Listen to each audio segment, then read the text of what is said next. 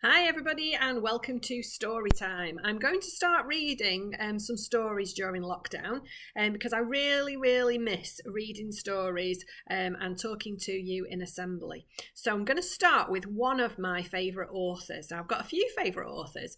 This one is a really famous author, and I'm going to tell you a couple of the book titles that this author has written and have a think if you can kind of decide who it is that's one of my favourite authors. So some of the books that I like by this author: The Witches, Matilda, Danny Champion of the World, Charlie and the Chocolate Factory. Oh, and one of my all-time favourites, The Twits. So you've probably guessed already that one of my favourite authors is Roald Dahl. And I've not picked The Twits, but I think that might be my next one because I do like that one. But this book I've chosen because it's got lots of strange and interesting characters, and that's what I really like about Roald Dahl. So I've chosen this one, James and the Giant Peach. And I loved this book when I was a child, and I've read it several times to classes when I've been a teacher, and I've also read it to my children as well. So this book has been published by Puffin Books, and Puffin Books have very kindly said that teachers can read these stories and video them for the children at their schools. So this is why I'm starting with James and the Giant Peach. Okay, so we're going to meet some really interesting characters. I'm going to read maybe one or two chapters each day, and because it's on YouTube, you can probably see it just before you go to bed, or you can have it in an afternoon, or you could even watch it in a morning, and hopefully it'll give your mums and dads 5 minutes to just sit down, maybe have a cup of tea and put their feet up, and give them a break from their home learning. Okay, so I'm going to start off. I'm hoping that I'm going to get all the voices in the right places, but do forgive me if I get a little bit mixed up. So I'm going to start off and I'm going to tell you all about the main character. So until he was 4 years old, James Henry Trotter had a happy life. He lived peacefully with his mother and father in a beautiful house beside the sea. There were always plenty of other children for him to play with, and there was the sandy beach for him to run about on and the ocean to paddle in. It was the perfect life for a small boy. Then one day, James's mother and father went to London to do some shopping, and there a terrible thing happened.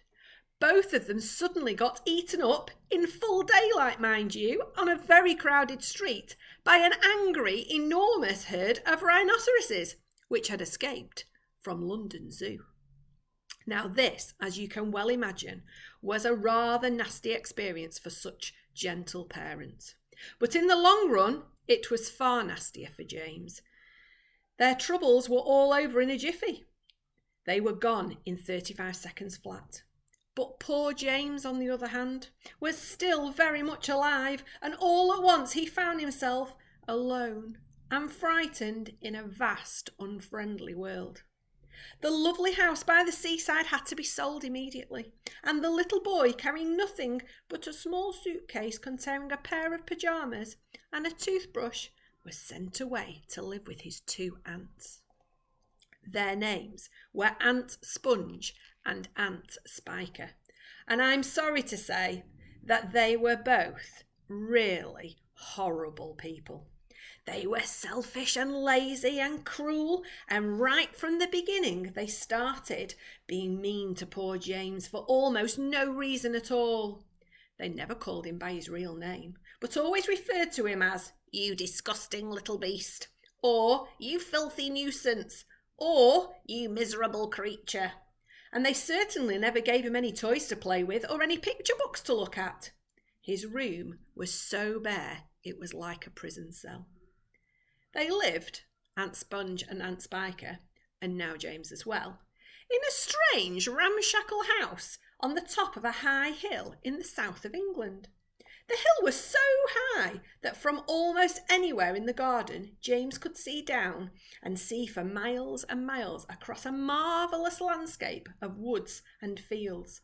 And on a very clear day, if he looked in the right direction, he could see a tiny grey dot far away on the horizon, which was the house that he used to live in with his beloved mother and father.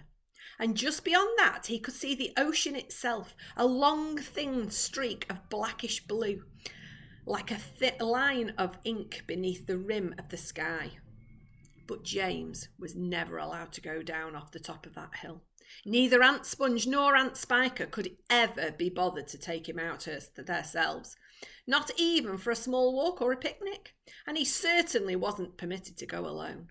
"The nasty little beast will only get into mischief if he goes in that garden," Aunt Spiker had said, and terrible punishments were promised. That's where he lives. This is his house up on the hill there. The garden, which covered the whole of the top of the hill, was large and desolate, and the only tree in the entire place, apart from a clump of dirty old laurel bushes at the far end, was an ancient peach tree that never gave any peaches. There was no swing, there was no seesaw, no sandpit, and no other children were ever invited to come up the hill to play with poor James. There wasn't so much as a dog or a cat around to keep him company. And as time went on, he became sadder and sadder, and more lonely. And he used to spend hours every day standing at the bottom of the garden, gazing wistfully at the lovely but forbidden world of woods and fields and ocean that spread out below him like a magic carpet.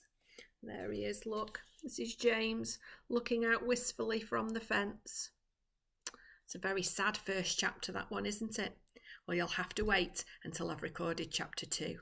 So look out for chapter 2 coming, and hopefully you will enjoy the rest of the story. Bye-bye.